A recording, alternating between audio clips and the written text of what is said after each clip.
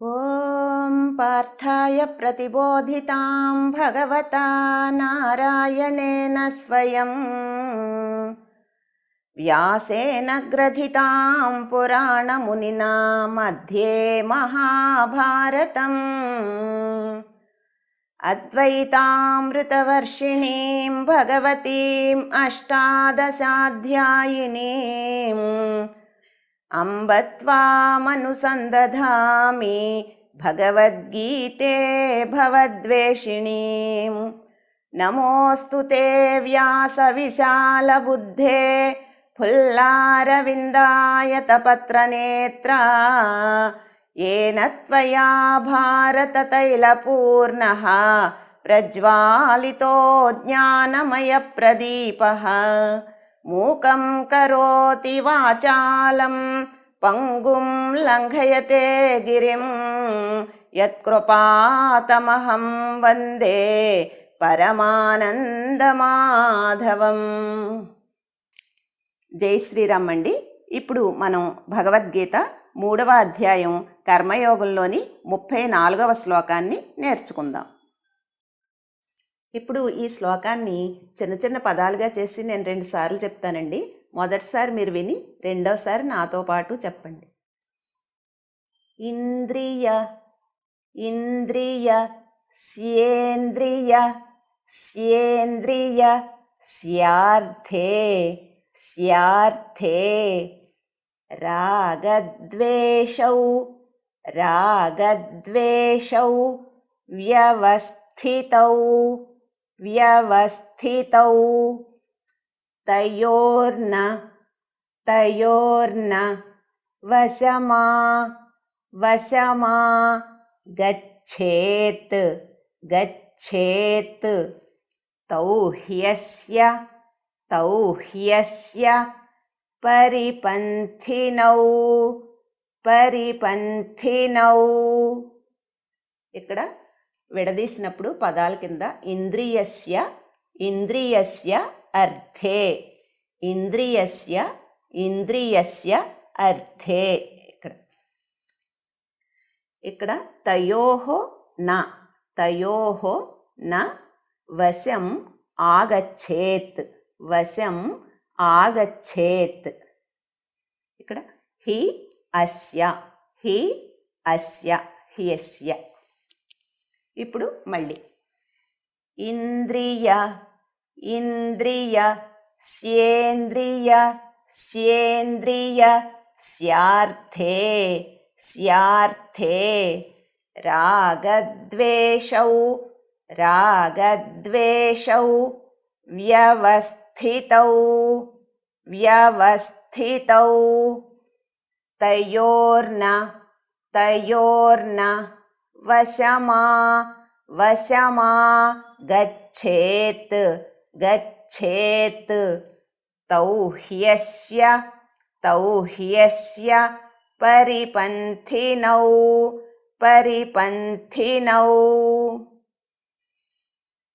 ఇప్పుడు ఈ శ్లోకాన్ని ఒక్కొక్క లైను నేను 2 సార్లు చెప్తానండి. ఇది కూడా మొదటిసారి మీరు విని రెండోసారి నాతో పాటు చెప్పండి.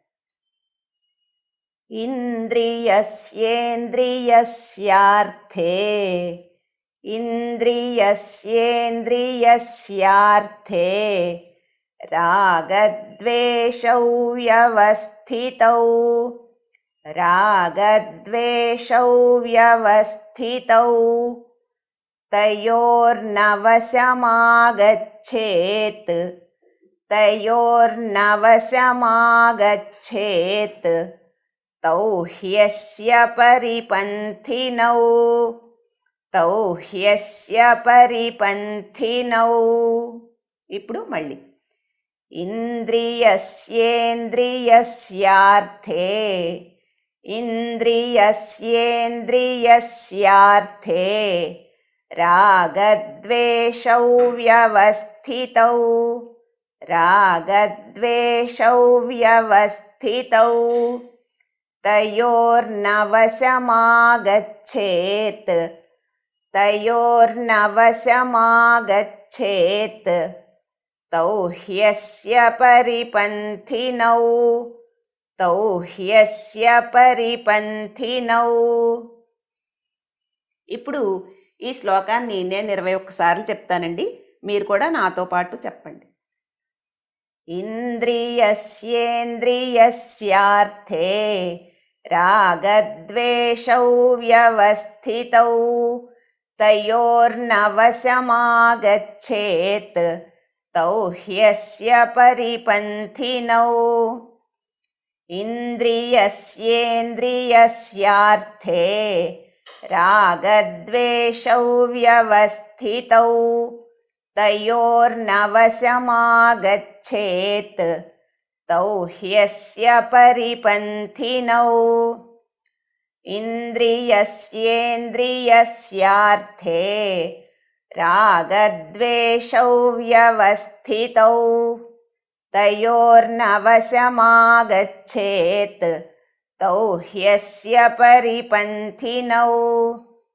ఇంద్రియస్యేంద్రియస్యార్థే రాగద్వేషౌ వ్యవస్థితౌ తయోర్నవశమాగచ్చేత్ తౌ హ్యస్య పరిపంథినౌ.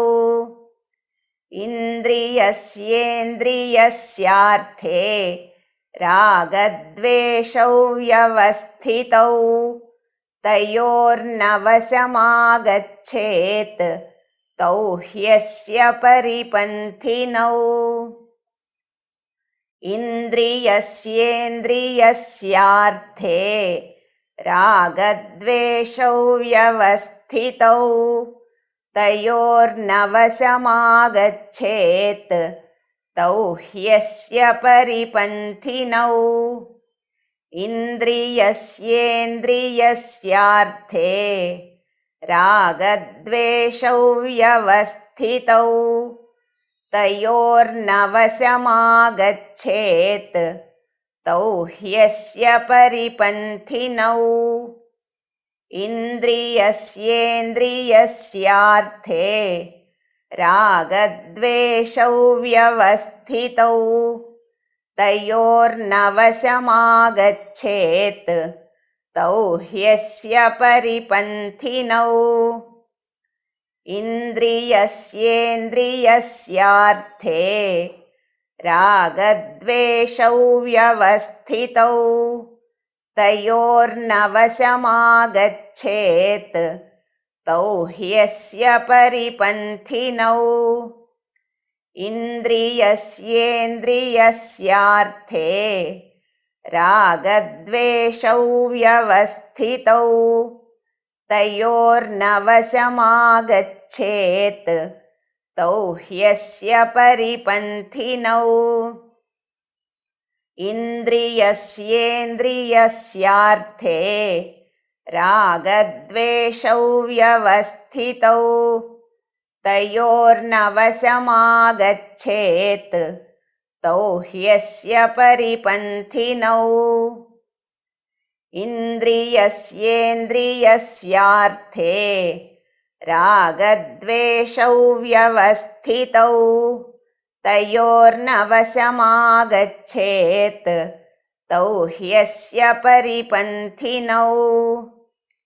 ఇంద్రియస్యేంద్రియస్యార్థే రాగద్వేషౌ వ్యవస్థితౌ తయోర్నవశమాగచ్చేత్ తౌ హ్యస్య పరిపంథినౌ.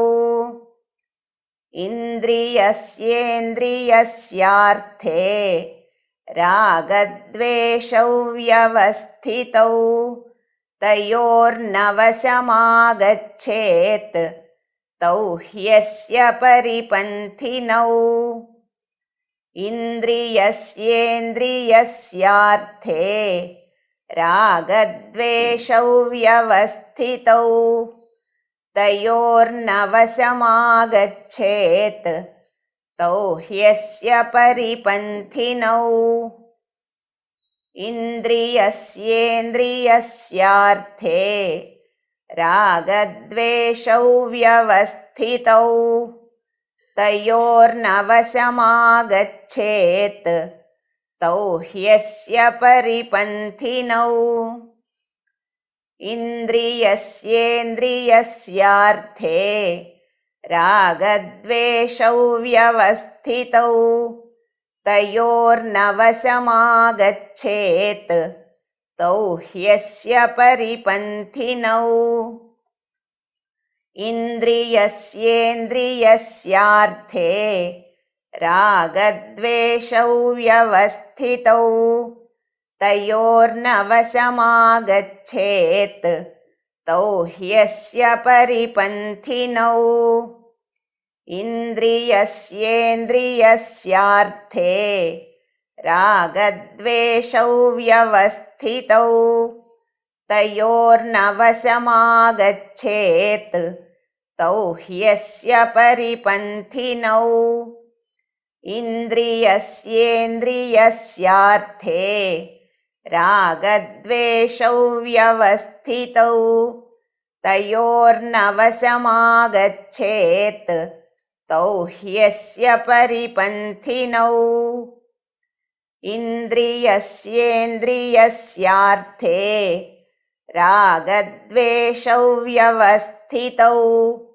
तयोर्नवशमागच्छेत् तौ ह्यस्य परिपन्थिनौ. ఇప్పటి వరకు మనం భగవద్గీత 3వ అధ్యాయం కర్మయోగంలోని 34వ శ్లోకాన్ని నేర్చుకున్నాం. తిరిగి 35వ శ్లోకంతో మళ్ళీ కలుద్దాం. ఈ భగవద్గీత తెలుగు ఛానల్ని ఇప్పటి వరకు సబ్స్క్రైబ్ చేసుకోని వారు సబ్స్క్రైబ్ చేసుకోండి. ఈ వీడియో మీకు నచ్చితే లైక్ చేయండి, షేర్ చేయండి, కామెంట్ చేయండి. జై శ్రీరామ్.